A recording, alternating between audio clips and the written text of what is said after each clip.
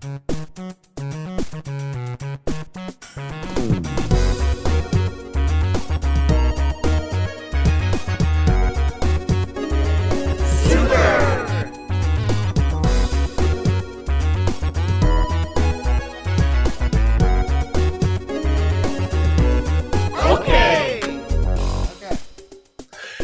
and welcome to another episode of Super Okay, where we try to do a decent enough job to entertain people with our opinions on video games. My name is Dale and I briefly forgot how to read.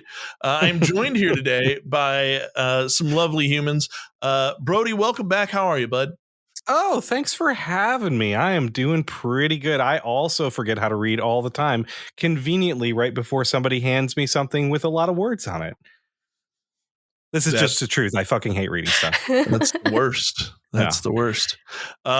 Along with Brody, we've got Mel here. Mel, how are you? Hi, I'm doing well. I didn't forget how to read, but I almost forgot my name. So, yeah, we're having a great day.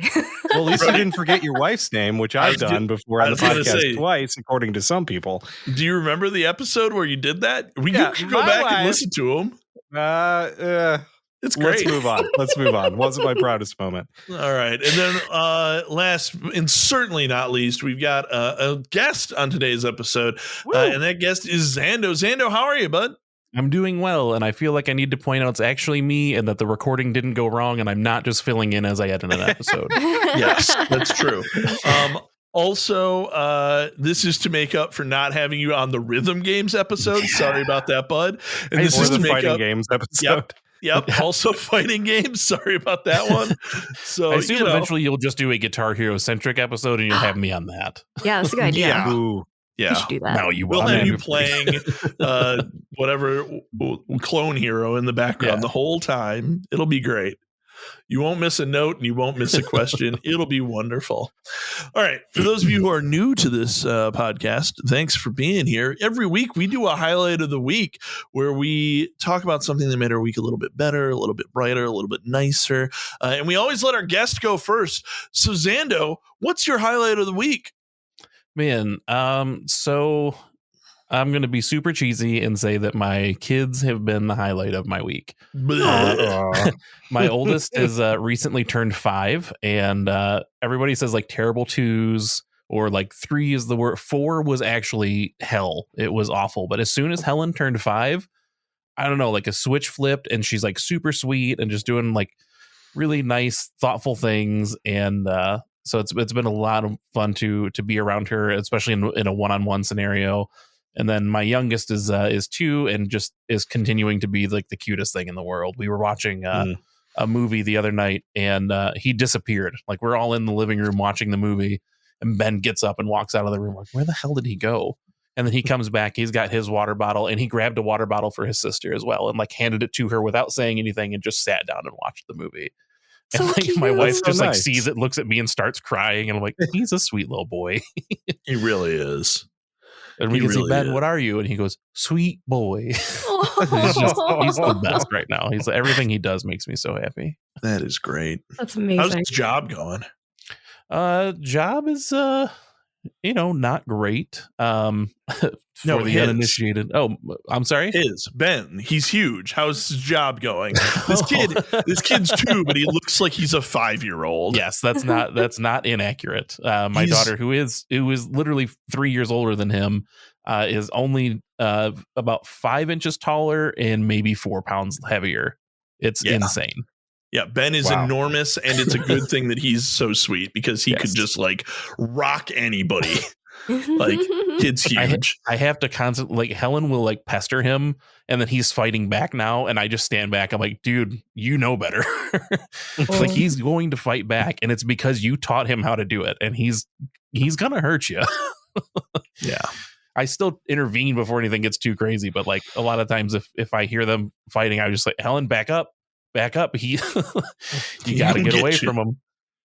Yeah, like, I'm not going to bother telling Ben because he doesn't understand me telling you to not hit you. He just knows that's what you've taught him to do, and he's going to hit you. So rough. I feel bad. Like, I shouldn't feel bad for Helen because she's the one hitting, but man, I feel bad for Helen. I told her it's like she turned on the stove and then looked at it for a little while and then touched it. Like, you brought this upon yourself. Why would you? You know better. Right? Yeah, it's rough. Yeah. That is a very sweet highlight of the week, and the exact opposite of mine, which is that I have been playing Fortnite no build mode recently, and I have mostly solo, and I have been getting victories for the first time since I started playing a couple months back. I got like 2 regular victories, and then there's this special thing where if you get a victory, you get a crown, and then your head glows gold for the entire next game. So you've got a big target on your back. But if you beat the game with the crown, it's called a victory royale. And I got one of those recently. Because I killed some idiot with a crown who was hiding in a bush, and then I stole the crown, and then I won. Nice. I didn't do it legit, but fuck it, scoreboard. So that's my highlight. Fortnite's real fun with no build mode. I'm so glad that they did that. And if anybody wants to play with me, I'm oftentimes in the Discord late at night playing Fortnite. That's awesome, man. And going in solo is tough. Like trying to solo a BR is always a challenge. So nice work. I really like it. I find that the stakes are lower because no one is depending on me. Oh yeah, no, I'd be the same way. I hate like the feeling of letting people down if I fuck up or something. So I get it. Yeah. But nice, dude. Well, I'll go ahead and go next. Mine is a non-social endeavor, but it is a game that I've become mildly obsessed with, which just came out on Apple Arcade, and I can't stop playing the fucking game, which is a Pocket Card Jockey. And it's apparently a game that came out on 3DS back in the day, and I've never heard of it. It's from Game Freak.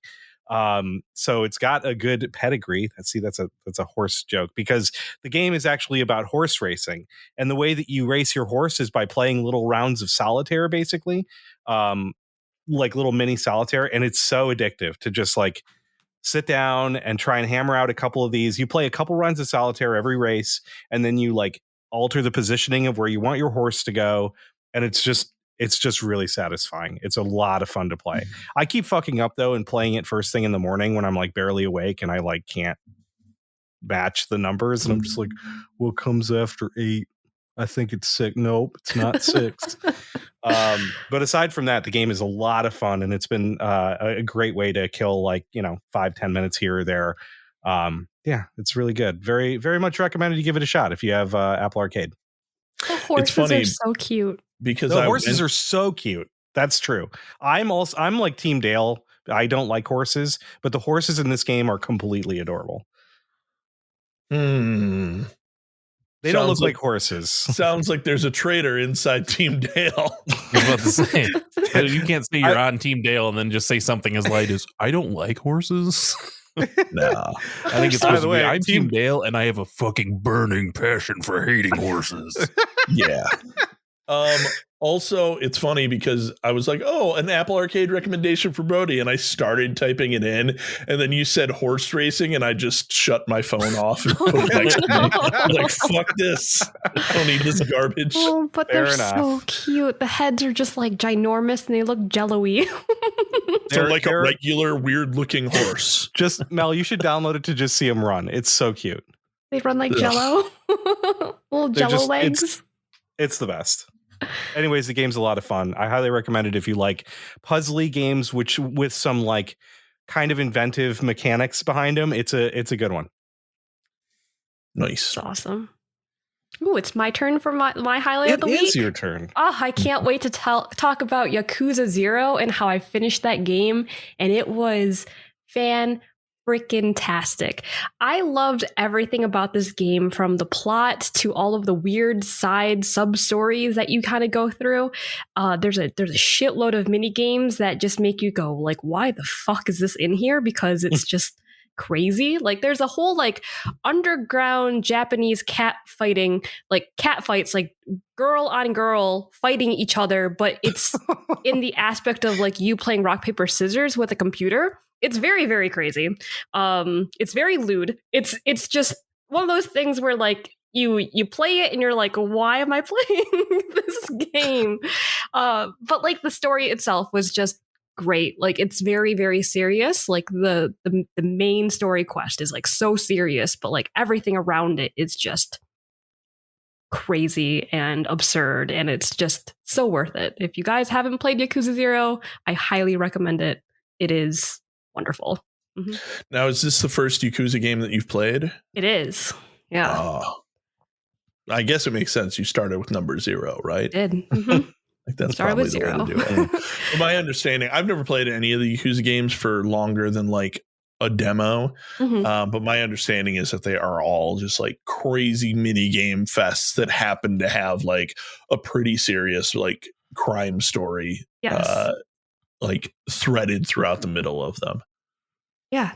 It's wonderful. It's actually on Xbox Game Pass, so if you have it, feel free to like jump into it and play the game. I would totally do it. I would even just like beeline the main story quest as well, because it's just that great. I might have to try it. To get to it. I've never played a Yakuza game, and it's on Game Pass, so maybe. It was free on Steam a while back. I have Yakuza 0. I just never played it. Oh, nice. I did see in a speed run of Yakuza that there is a fight where you are saving a stray dog from mobsters and you throw a motorcycle at them in the speed run. So it sounds fucking amazing. Yes, you can use motorcycles to womp on enemies, and it's very satisfying. Is it a Grand Theft Auto-esque style like of game? That's what I was just about to ask. Yeah. Not.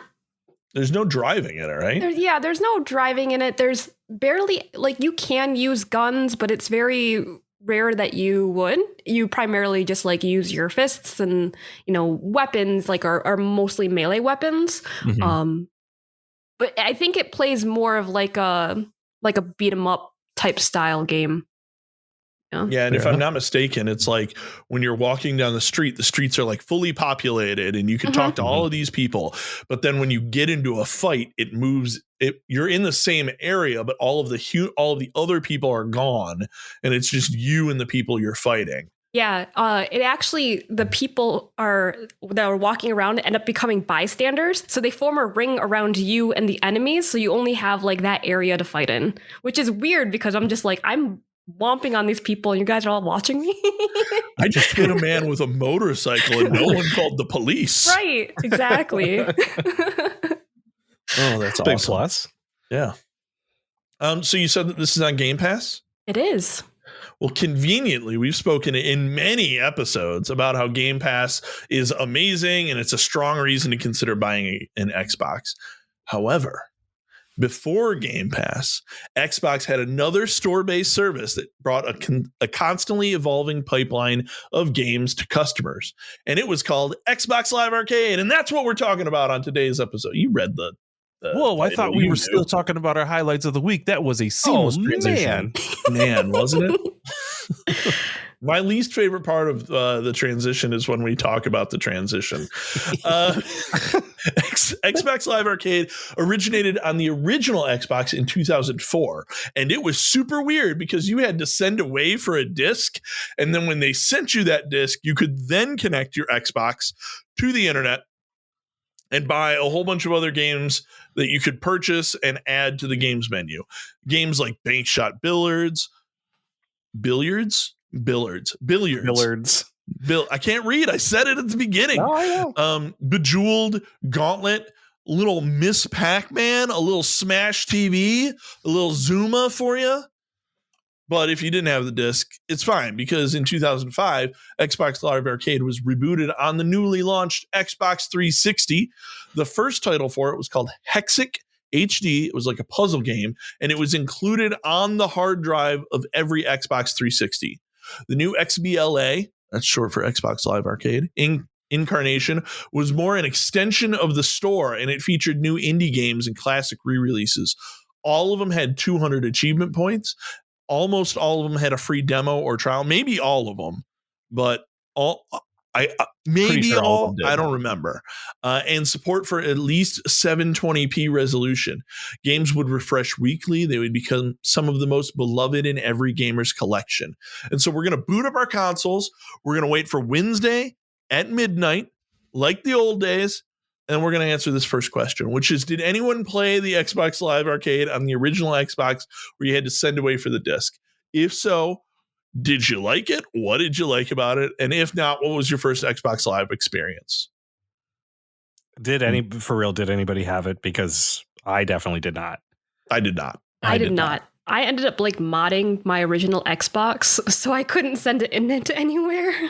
Oh yeah, a bunch of people did that. Yeah, and had like super tricked out Xboxes. Yeah, I had a couple buddies who were like that. But yeah, so since none of us had the original Xbox Live Arcade, honestly, for me, it had to be Hexic, obviously, because it came on the console. But I feel like that's kind of a cop out of an answer. So the first thing I remember playing that was an Xbox Live Arcade game was Marble Blast Ultra, which is like exactly what it sounds like. It's a physics-based kind of platformer, get from here to there as a marble and go as fast as possible. And I remember being really addicted to trying to like speed run the levels. And I, at one point, actually was ranked like 30th in the world on one level. I remembered back in the day when this was so long ago that Meredith and I were dating. And I remember like dropping that into a conversation that was like, aren't I cool? I'm ranked like 30th in the world in this Marble Blast game on Xbox. And she was like, yeah, on okay, one whatever. level, not even the whole game. It was like level 26 or something. I can't even fucking remember it. But Marble Blast Ultra was my first. Nice. My first was also Hexic. I didn't understand it because I was so stoked to see that there was a game on the hard drive, and I was like, I'll play it right now. And I blasted through the tutorial, and then I could not figure out how to view the tutorial again. Oh, no. So I had this game that I did not know how to play. So yeah, I'm an idiot. But the first one that I remember buying from the store was Smash TV. Nice. It was great. I'll talk about Smash TV later, but man, what a great game. I didn't have an Xbox 360 when it first came out. I played it at my brother's house. So the first game probably would have been Hexic for me, but he was showing me all the cool things he could do, including playing Street Fighter 2 Hyper Fighting. So that was technically the first arcade game that I played. And I was like, okay, I need to get one of these now. He showed me Street Fighter and Gears of War, and I was sold. I had to go get one. Nice. That's amazing. Yeah, of course, I played Hexic when I got my 360, but like what really got me was Bejeweled, and I played the living crap out of that, like nonstop. I had like friends come over to be like, oh, you're playing video games? What are you playing? And I'm like, Bejeweled. I got a console to play Bejeweled. Yeah. I mean, look, I'm playing Gems of War on my Steam Deck. It came out in 2014 and it's a match 3 game. So, you know, there is no shame in the Bejeweled game. The game fucking rules. And I'm sure, by the way, we'll get into it further, but like PopCap had a large presence on Xbox Live Arcade, and most of those games were fucking great. Yeah, and addictive, like just so addictive. Yes, very much so. Speaking of games that are great, what was the first Xbox Live Arcade game that made you think, wow, that was a super good game? So I had to look up an actual timeline for this one. Because obviously, like when stuff released, a little hazy. But I think that it was Lumina's Live. I had never, at that point, I had never really played anything like it. Of course, I'd played other like Tetris games and whatnot, but like how immersive Luminez is. And the way that Luminez works is it's kind of like a every level, it has like an art theme, and the blocks have like a certain shape to them, which are kind of coherent with the theme. There's also music that goes along with it. And the whole thing is that there's a line that goes by, and every time you match colors, you clear kind of the same colors when the line goes by. Maybe that was a terrible job of explaining it, but it was very thematic, very, very deeply thematic. And it was fucking awesome. And like, I was completely hypnotized by that game. I just kept trying to like see as many stages as I could. I played a ton, absolute ton of that game. I think it was definitely the first time that I'm like, okay, XBLA has me, I'm in. So I also went back and looked through like all of my achievements. I like logged into my Xbox profile on my internet browser and was just like trying to see just the order of stuff that I played. And there were a ton of arcade games that I played and really enjoyed. But I think probably in terms of when it was released, the first one that really grabbed me and kind of showed me like, this isn't really a platform to mess around with it. These aren't just old arcade games that I remember. These are like people are putting a lot of serious effort into it. And I think the one that did that for me was Castle Crashers. Nice. Side-scrolling beat 'em up, I put so much time into that. When I almost have a character at max level, I keep telling myself I'm going to go back and just grind out like the last, I think it's like 7 levels I need to get it to the max, and I just never do it. But it's a great game, great soundtrack, just goofy, fun, easy to pick up. Anybody can play it. It's a lot of fun.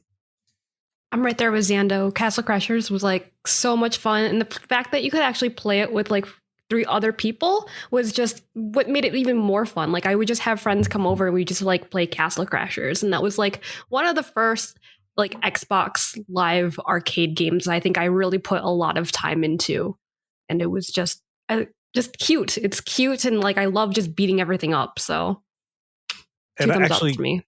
On that note, I think Xbox 360 was the first console that like we ever had. I was up at a duplex at Michigan State at the time, and people would just show up with their controllers. And it was one of the first times that like with a wireless controller, you could just walk up to somebody's house that had a 360 with a controller and it was fine, right? You didn't have to bring cables. You didn't have to.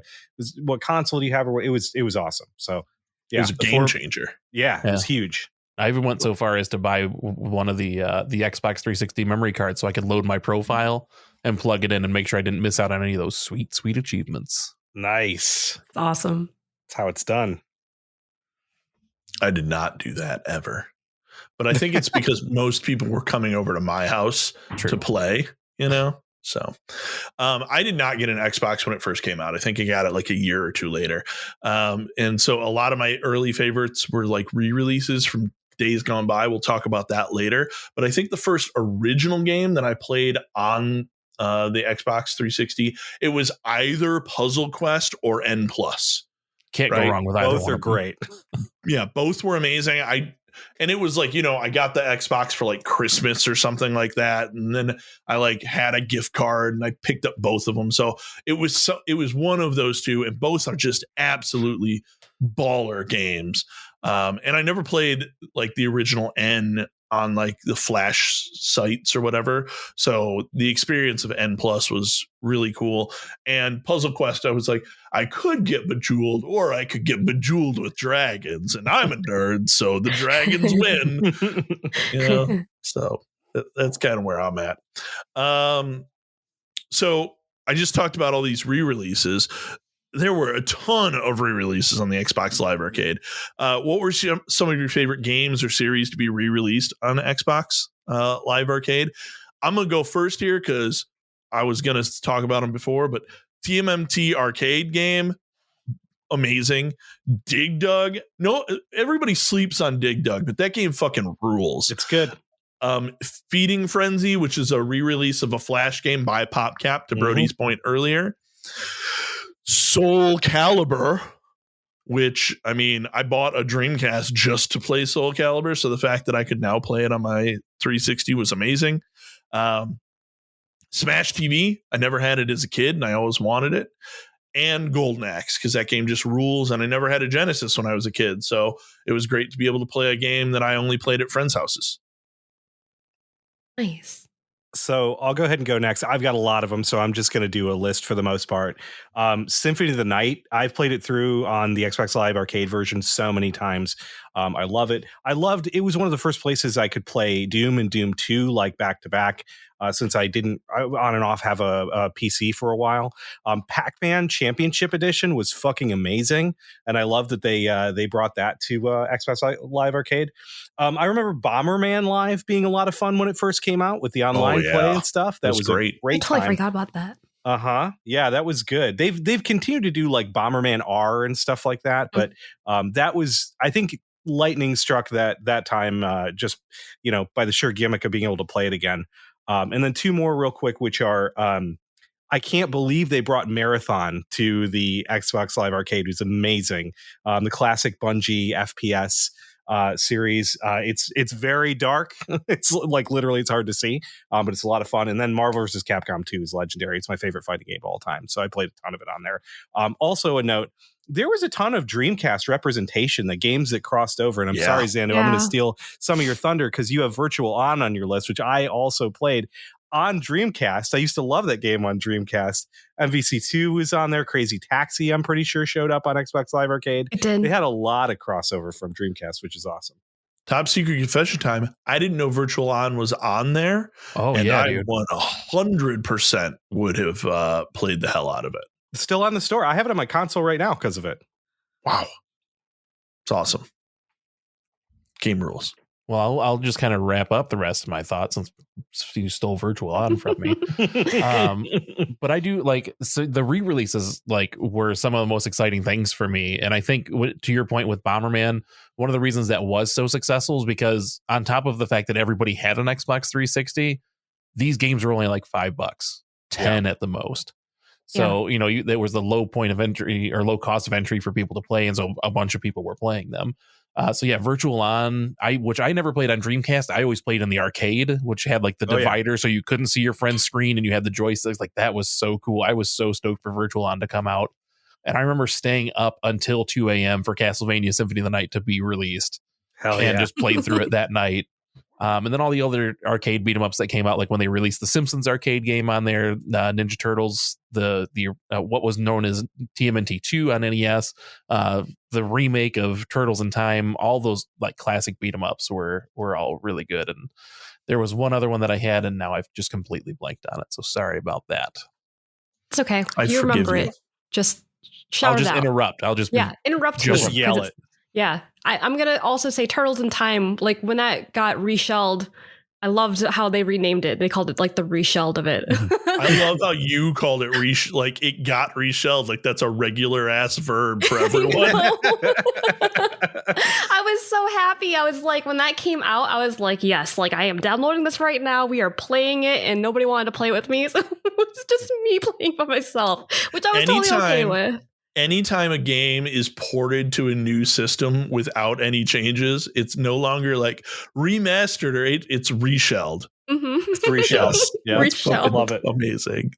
And then the other one that I was so happy that came onto Xbox Live Arcade was NFL Blitz. I played a lot of that as a kid, like on the Nintendo 64. And when that came onto the 360, I was like, bring all my friends over and then just throwing Hail Marys from one end zone to the next. And it was just such a great time. I remember playing a lot of that in college.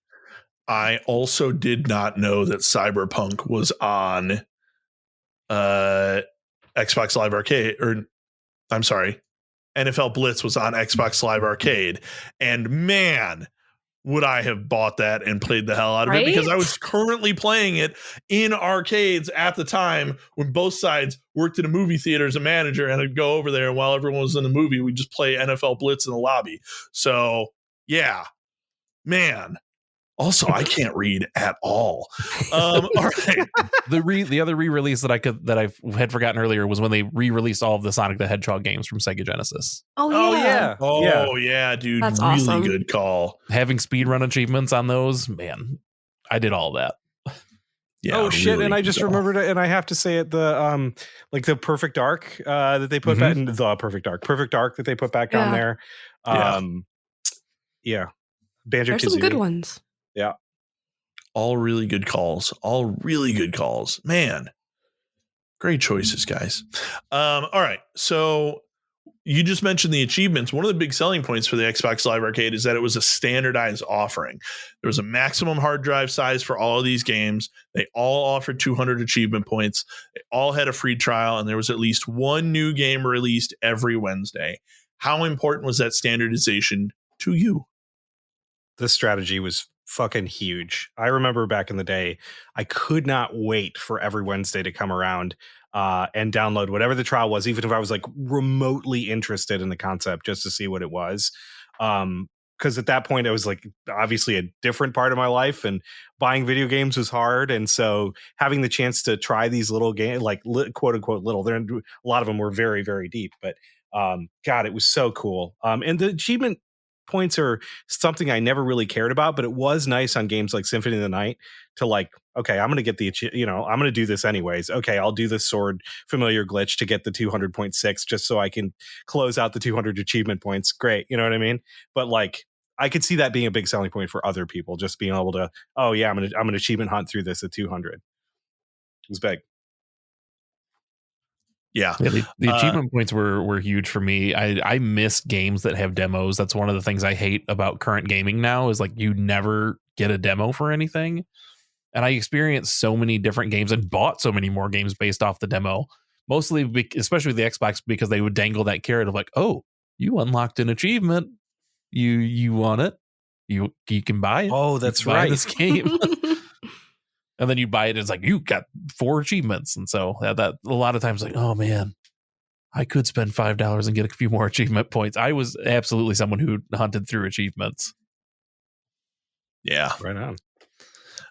I loved seeing what was releasing, especially during the Summer of Arcade, which we'll talk a little bit later. But just like, oh man, the hype of like, oh, what's there? Mm-hmm. And I was oftentimes awake when the new games would hit.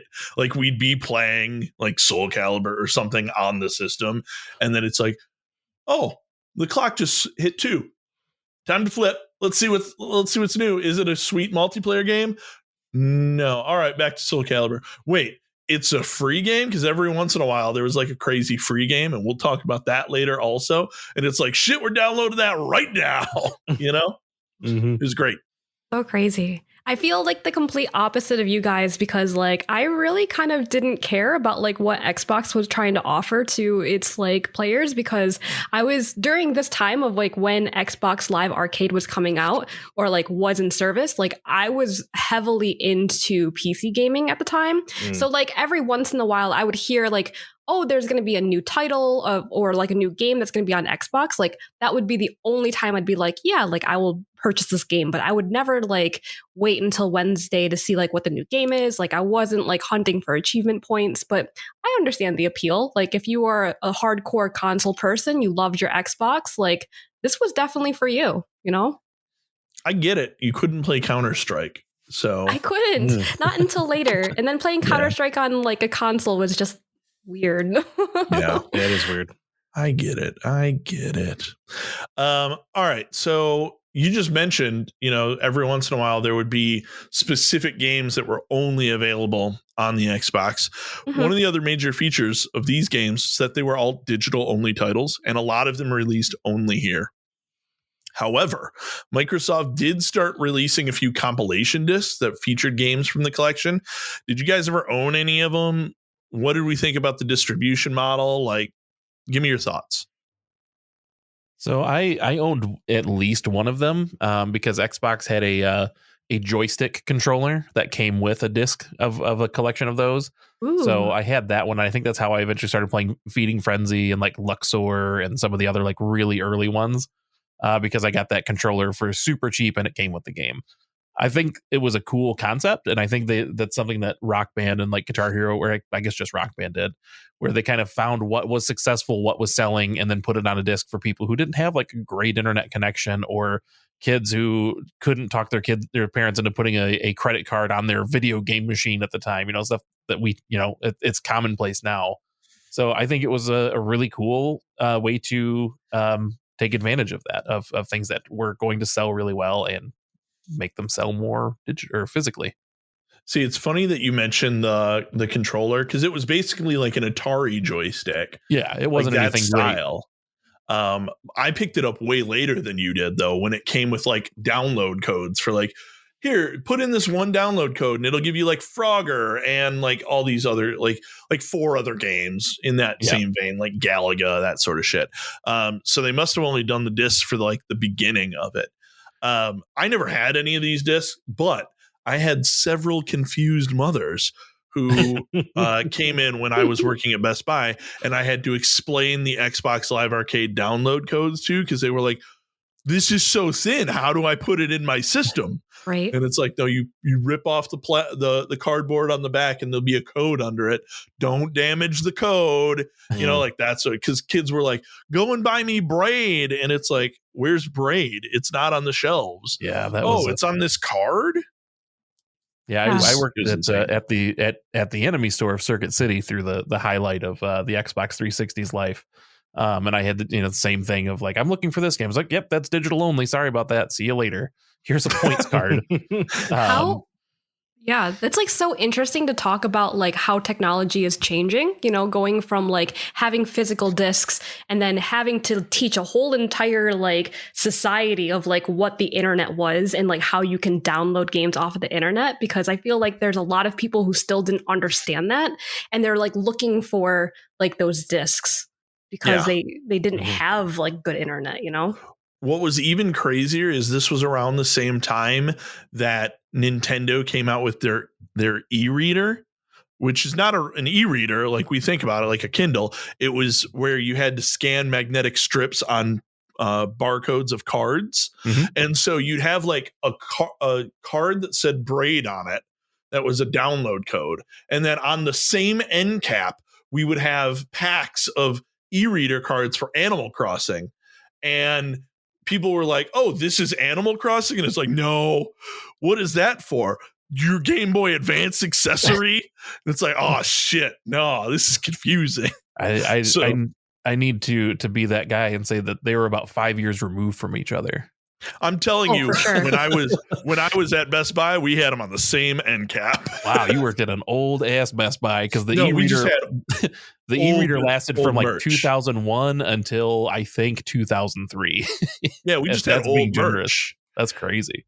Yeah, I'm surprised those e-reader cards didn't get snapped up because I certainly snapped up those cards. I loved my e-reader. Dude, you should have went to the one in Utica. We had like a trillion of them. If I get a time machine.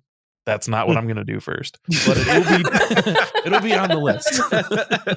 Where on the list? Nice. Now I want to know. I don't know, probably like 23rd or something like that. Holy shit, it's top 25? Yeah, dude. It's so high. Nintendo stuff holds its value. You think I can come back and sell it. But you know what else holds its value? Stocks. I need e-reader cards. I need e-reader cards. I gotta have Excite Bike in Animal Crossing. I mean, you only have to do like one or two really good stocks and you'll be all set, right? You could just go back and not pre-order Anthem, right? Yeah. I didn't pre-order Anthem, so I'm all good. I pre-ordered it twice. Can we continue with this question so I don't have to feel bad about myself? No, we want to hear more about the shame you feel about pre-order. Twice. I've told this story. Go back and listen to the Anthem episode. Yeah, I don't have really anything to say that wasn't said by anybody else, so we can move on. Mel, did you have any of these discs? No, I did not. Great. I don't think that I wanted them. They didn't have Counter-Strike on them. I don't think I wanted them. I forgot I had a disc too from when my first 360 red ringed, and then I ended up getting the Elite system, and it came with like Sonic Tennis or something like that, and also a collection of arcade games. So I guess I technically had two. Just real quick, sorry to interrupt you, Zando. How many Xboxes did you guys have? Like, how many Red Ring issues did you guys have? I only ever had one. I had the one from my original system, and then I got the Elite, and I was fine. I had 6. What? Woof. I had 6 Red Ring issues. That went through the Best Buy product replacement plan where they'd swap it out for like $50 or something. And eventually I got the Elite and it solved it. But beside that, yeah, I had a lot of them. I can't believe that. I've had one only in my life, and that was with my one Xbox 360. I had 2. How did you go through like 6 of them? Like, what were you doing, Brody? Were you like throwing it around? Were you No, that was just an overtime kind of thing. Yeah, it was with the original Xbox 360s. It was not a matter of if; it was always when. Yeah, and the when came soon for me a lot. So it's funny that you said put it in the microwave, because one of the fixes for this was to wrap it in a towel and then put it in the oven. Yep. Yes, I do remember that. Oh yeah, like redo the heat glue. Yeah. So stupid. Fucking ridiculous. Thermal paste wasn't sticking or something like that. That's it. Thermal paste. Yeah. Heat glue. Heat glue. You know, hot glue from Joanne. Who fucking says heat glue? Look, he just said he had 6 Xbox 360s. Do you think he knows anything about building a computer? Fair point. Fair point. Oh man, Mel, are you okay? I think I'm dying. Sorry. Oh man, but man, what a sales technique for those Best Buy / Circuit City extended warranties, right? Oh, this thing will break. You need to spend the extra $60 to protect it. I guarantee this thing will break itself. By the warranty. It's amazing. All right. So from 2008 to 2013, Xbox had a summer lineup of games that were featured above most other titles. They called it the Summer of Arcade.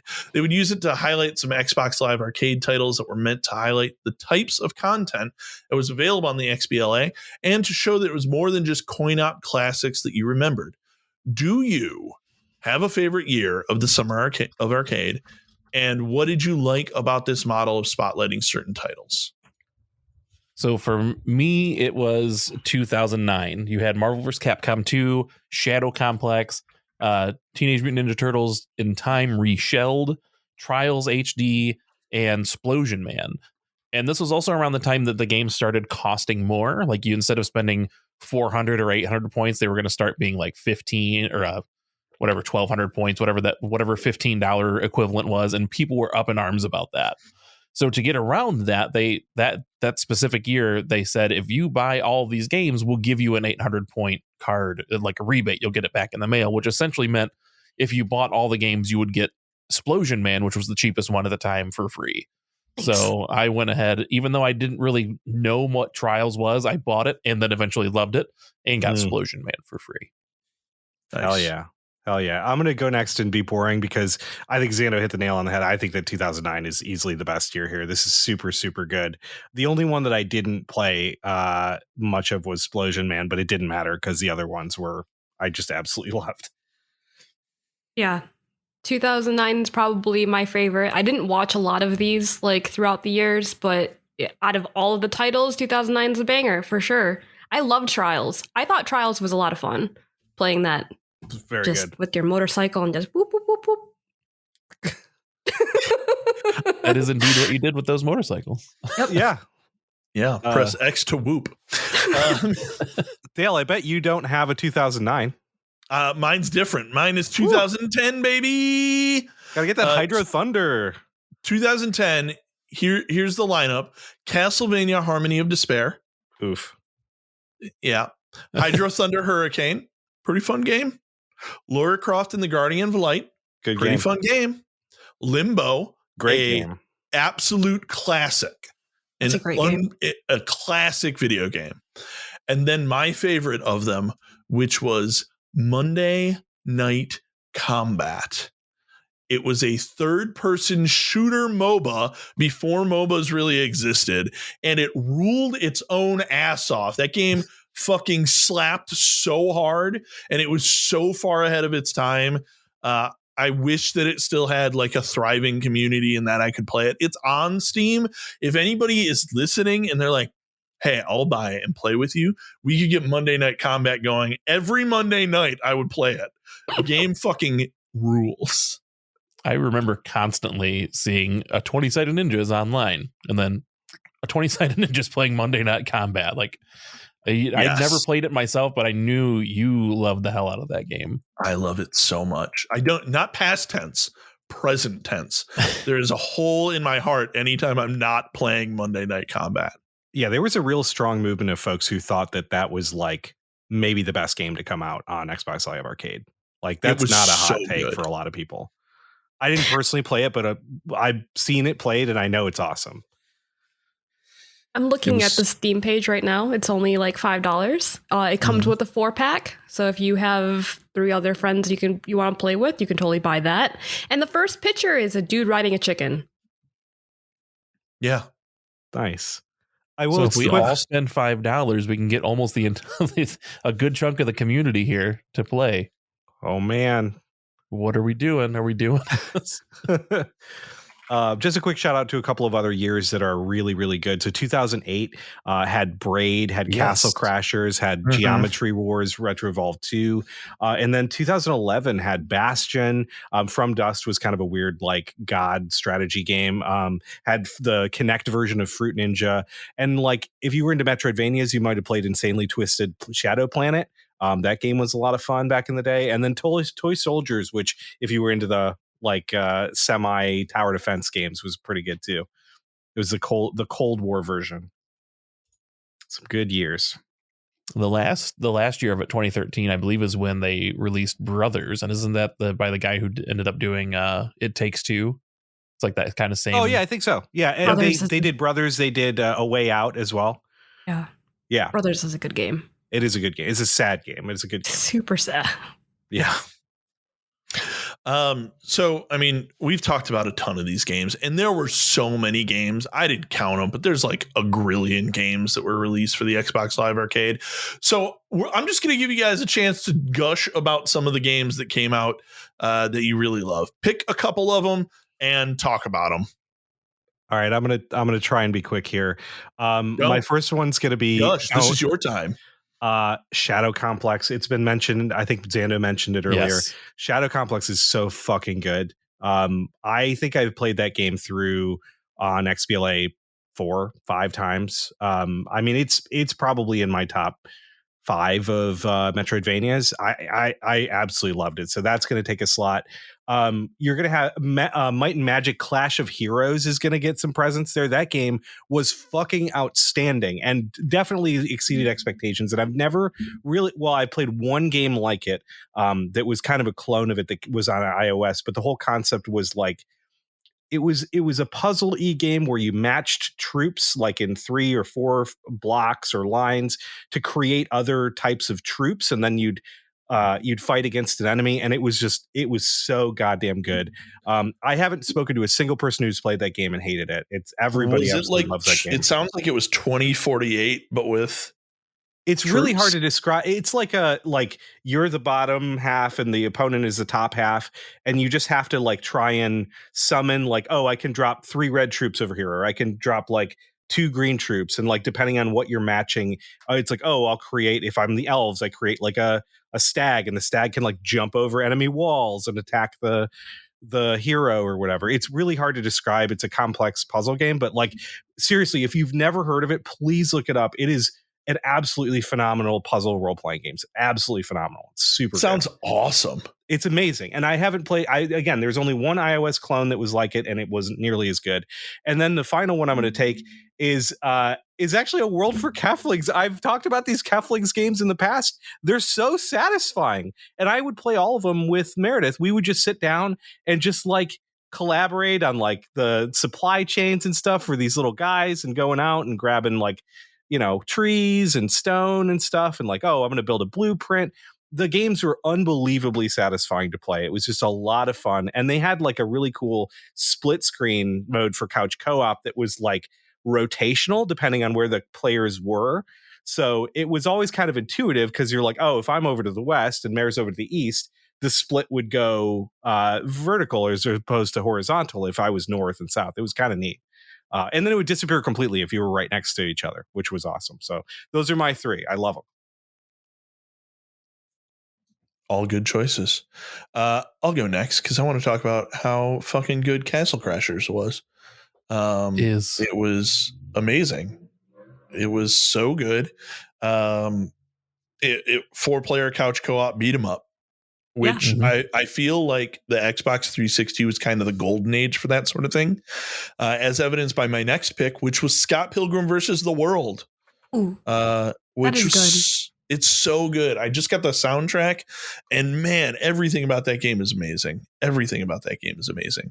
I also want to shout out Spelunky, which was the first, I think the first like roguelike game that I ever played. If I'm not mistaken, it might have been something earlier than that, but man, the gameplay in that was amazing. The fact that you could like earn enough gold to unlock other characters was sweet. Like rescuing the dog or the lady on each level was awesome. Game just was so much fun. And it's also the sort of game where it's like, it's fun to watch because you're going to die in like 45 seconds, right? When you're first learning. And so it's like, it's one of those great games where you can just like pass the controller around, you know, and everybody tries it out. And then I want to shout out Puzzle Quest 1 and 2. Both of those were Xbox Live Arcade games.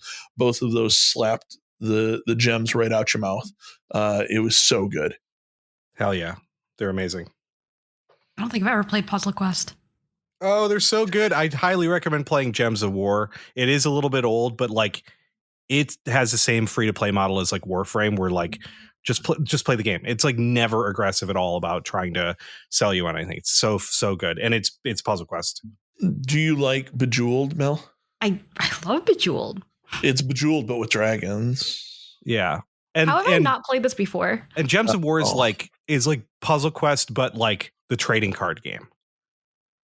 I'm so annoyed. It's good. It's free to play. You don't even have to pay anything. Just that's good. Yeah. Plays on Steam Deck. It's even better. I'm going to download it right now. Oh yeah, that's what I play it on. Yeah. Gems of War is a good time. Okay.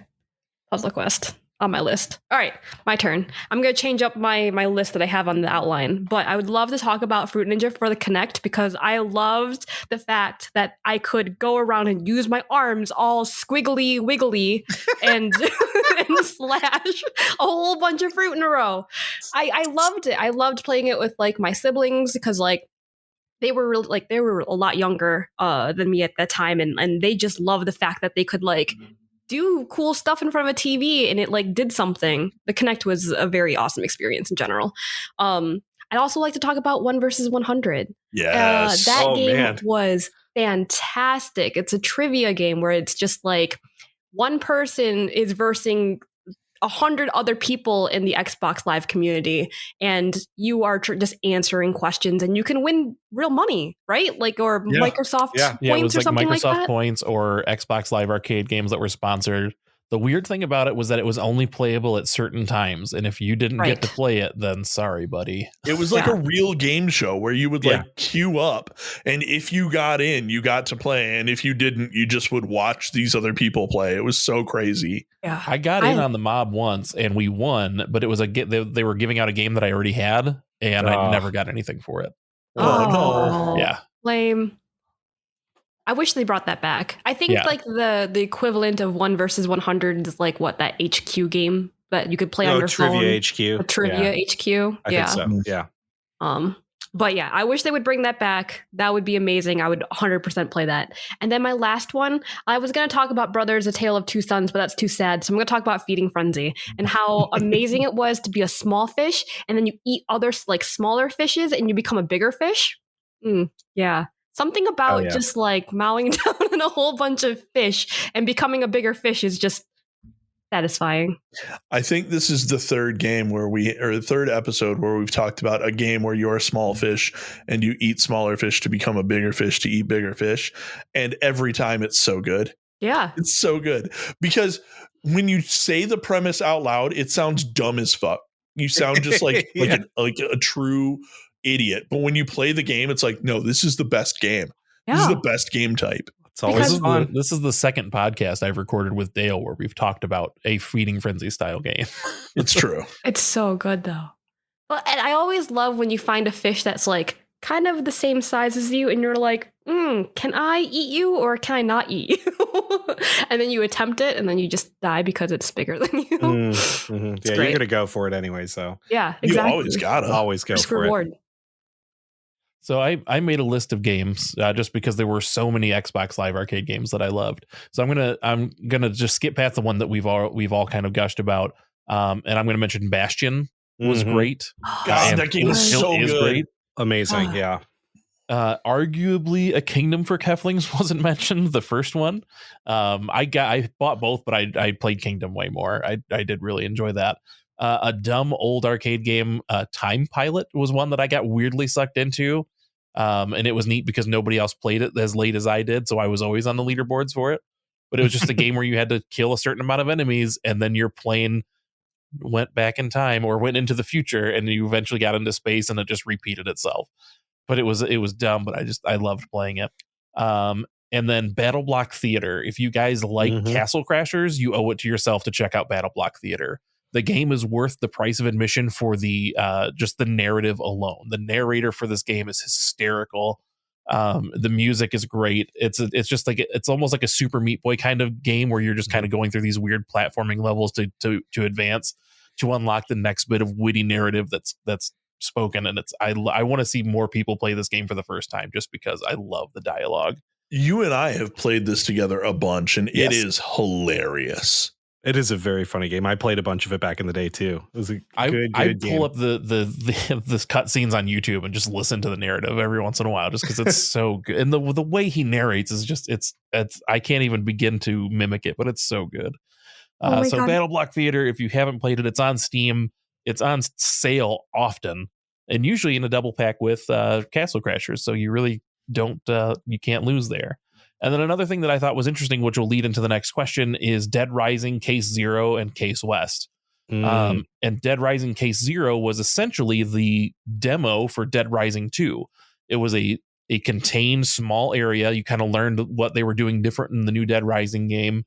And then it tied into the story of the upcoming game. And then Case West, which came out after Dead Rising 2, was kind of a prologue. So it was like weird, like DLC before and after the game was released, but as their own individual arcade titles. Oh, yeah. I remember those. And you're right. That does tie into the next question, because Xbox Live Arcade was oftentimes used to promote things like upcoming titles or different cars or snacks. Some of the things were like free games, or there were like little like outfits or shirts or shoes or whatever for your Xbox Live avatar. Some of them were DLC that offered in-game bonuses for other retail games. Do you guys remember any of these? If so, what was your favorite or your most hated piece of garbage? Mel? I remember nothing about this, like absolutely nothing about this. Like you could buy like real life stuff and it would give you digital stuff, kind of like how like Halo does their, get your double XP things. Was it kind of like that? That existed, but this was more like, oh, Doritos has sponsored. I'll just give you my example. There was a free game that was a lot. There were two, but I'm talking about specifically Doritos Crash Course. Oh, I'm saying Doritos Crash Course 1 and 2. There was a sequel. Oh, I didn't know there was a second one. But Doritos Crash Course, and it was way better than it had any right to be. It was basically like a Ninja Warrior style game where your Xbox Live avatar like runs through this course and you're like trying to get the best time. You're competing against people. And the game was like legitimately amazing. Like way better than it had any right to be. There was another one of these. Oh, what was it called? It was also a Doritos game. It was Doritos Dash of Destruction. Dash of Destruction. That's what I'm thinking of. So it wasn't a direct sequel. Dash of Destruction came out first, and then there was Crash Course. Okay. Yes. And Dash of Destruction was where you played as a Tyrannosaurus Rex. What? And you were trying to chase down a Doritos delivery truck so you could eat all of the delicious chips inside. That's ridiculous. I love that. And then the other person could play as the truck. Mm-hmm. Oh, that's fun. Yeah. And it's like way better than it had any right to be. And then if you like got certain achievements or whatever, you'd unlock Doritos shoes for your guy. Yep. It was like NFTs, but not like, okay, it's NFTs, but less dumb. It's not dumb, but it's less dumb. That's funny. I think I only had two interactions with this. One of which was I remember playing Insanely Twisted Shadow Planet and having it give my avatar a T-shirt that just had the logo of the game on it. So I think for a long time my avatar was just wearing the T-shirt. And then the only other one, which I'm so glad that Xando actually said the name of it, because I was just like, yeah, whatever that Dead Rising game was.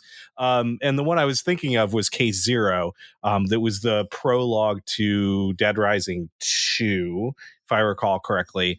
And I remember absolutely hating that game because something about timers, but like it's been a long time. So but I do remember that it was a lead up to Dead Rising 2. Yep. So yeah, the two Dead Rising games, Case West and Case Zero. Fable 2 pub games was released a month or two before Fable 2 was released, and it was just like card games and other dumb just like mini games that you could play, but it would unlock currency for you in Fable 2. You could unlock different outfits in Fable 2. It was shit, that's right. Yeah. That's wild. It was great because you'd load up Fable 2 and you'd already have like money and gear and stuff from this mini game. It was so cool. Yeah. They weren't like outstanding games, but it was a cool way to like pass the time and then also prepare yourself for this game that you really wanted to play. I also remember that Toyota had a video game called Yaris that was promoting their car, the Yaris. What? Yeah. Yeah. They released it in like 2008, and it was like a racing game, but like your Yaris had an arm on top that shot lasers, and you could like shoot the other cars. And it was like you were in a half pipe style racing course, and it was awful. It was just straight up a bad game. That sounds wild. And it was one that they eventually like took off of the arcade, you know, the storefront, and people were like, "Oh, if you have yours, let me buy your account," because like there was a weird cult following for it. Kind of like what was the Silent Hills PT? Like, yeah, so it was the PT of Xbox Live Arcade. PT but bad.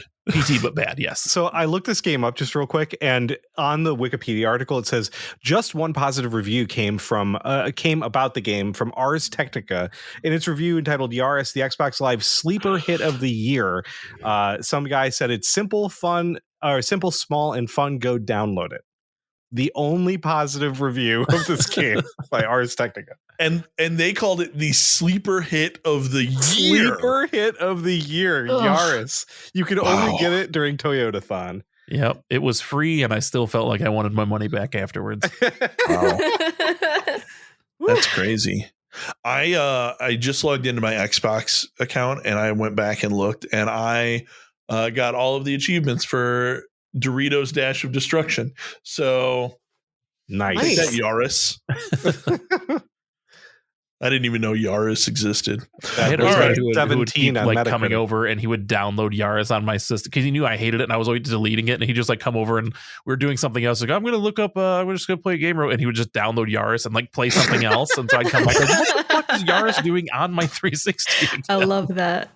That is amazing. All right, so it's time for our last question, and that means you know what time it is. Silly's time. No, it's time for a sponsored question. Sponsored. Womp womp. Yeah, this week's question is actually sponsored by Lint, which, if you think about it, is just tiny chunks of your own favorite clothing that you thoughtlessly throw away. It's your favorite stuff, and you just like, no, I want less of it. It's weird. Anyway, if you could perform a set service that people could buy and you would offer it for like half an hour a day, what would it be? What is your Xbox Live Arcade offering? Mine's just going to be the I hear you experience, because I feel like I do this all day, every day anyways, is just like getting on, I guess, a call or something with somebody and being like, all right, yeah, no, I hear you. Yeah. So you're saying doing your own job. Pretty much. Nice. Yeah. I'm just going to empathy at people. I'm going to go the exact opposite of my own job, which is professional arguer. You give me a thing that you want to argue about, and I will argue with you about it. I could argue any position for 30 minutes. That's easy, right? Even if it's shit I don't believe in, I could just, play devil's advocate and make people mad and whatnot. And some people just want to argue. Pay me, bitch. I love that. There are people out there that's just like, I just want to argue for the sake of arguing because it just like it helps me, expand my mind. It's like, no, you're just a butthole. That Monty Python sketch comes to mind as soon as I hear that. Yeah, bring that butthole over here and pay me.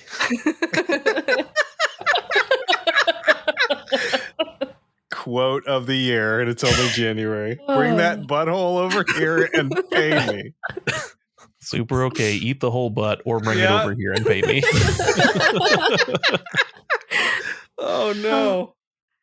I would love to train anybody's puppy to either roll over or play dead. And that's all I would do. I wouldn't teach your dog how to sit or lay down or take things nicely. It would be like teaching it how to die. For pretend. Yeah. Yeah. It was cute, and then it wasn't. Yeah. I mean, I would do the whole like point the finger at it like it's a gun and go bang, and then it would just splat.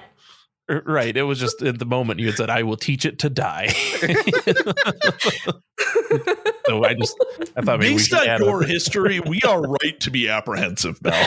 Yeah.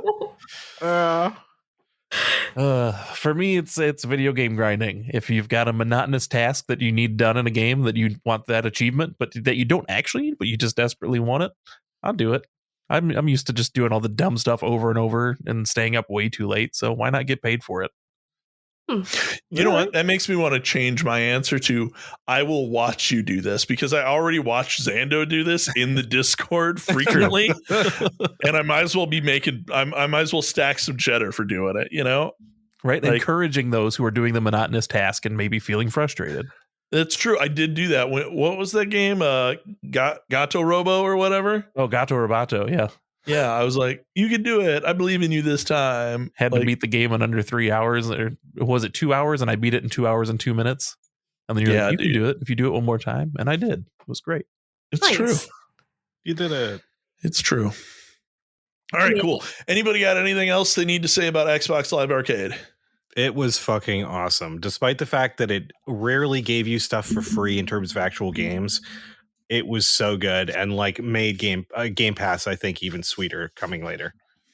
Well, the other cool thing about it was tied into Xbox Live Gold. And so you would get some of these games for free if you had Xbox Live Gold. That is true. You know, you might not get them the day they release, but you'd get games, you'd get discounts or whatever, you know? And I totally forgot about how many of these games are like intersectional with one another, where it was like, oh, you could play this game and it would unlock something over here, or oh, you know, you could like download the Super OK web experience and it would give your avatar a "fuck you Dan" t-shirt or whatever. Yeah, like that sort of thing was really cool. I love it. Nicely done. Bring that back. I think that'd be fun. Right? Yeah. Nintendo had Mii's and they didn't do any of this shit. Oh, that was a perfect opportunity. You fucked up, Nintendo, again. They like doing that. They do. They're going to be 20 years behind all the time. Yeah. This was like 20 years ago, though. That's the thing. They should have fucking figured this out. Oh, my God. They had Street Pass on the 3DS. You could walk by friends and get unlock cosmetics. That is true. But you had to have your unlock 3DS. a Yaris video game? There were different video games you could unlock, but they were all, it was like you had to pass your friends in order to use them. We could probably do an episode on Street Pass. You want to do an episode on Street Pass? No. Ooh. Okay, good. I think we just did. I think we just did. I think that's the last 3 minutes. All the meat that's on that bone. All right. Tell the people where you can be found. Yeah. Zando, you start. Zando, do it. You can find me in the Discord as Zando Calrissian. Occasionally I stream on Twitch, but I'm afraid of commitment and I can never figure out a day to do it consistently. So keep your eyes peeled because it'll be short and sweet.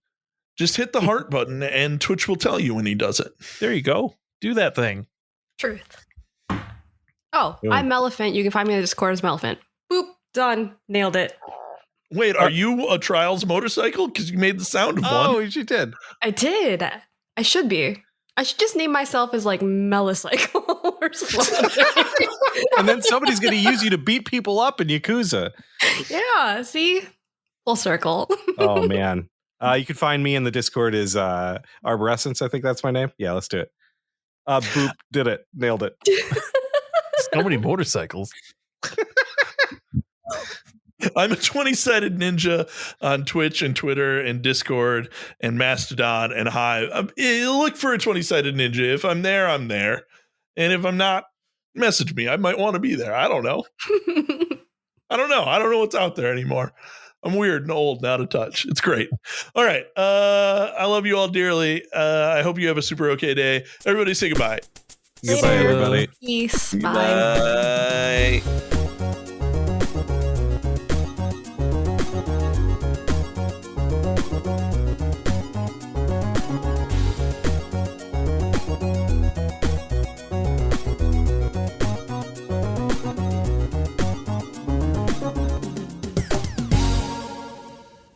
And by the way, if you're still listening, thanks for listening. But if you're still listening, the show's over. What's going on, dude? Why are you still here?